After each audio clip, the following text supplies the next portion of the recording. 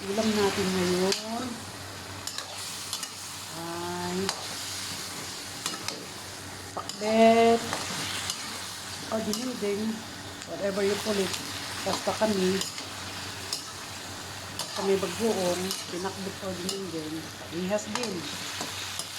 So gusto ko yung dininding ko na pinakbet ko na hindi masabaw. So ganyan siya. Okay.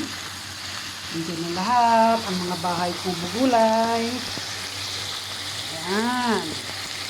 Takpan natin. And then, let it simmer for 2 more minutes. Okay. Ayan. So, okay. Ayan.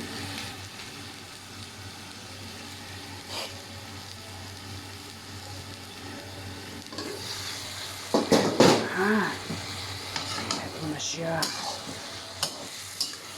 Timplado na yan, kaya hinihintay na lang na lumambot kundi ang mga gulay. Yan.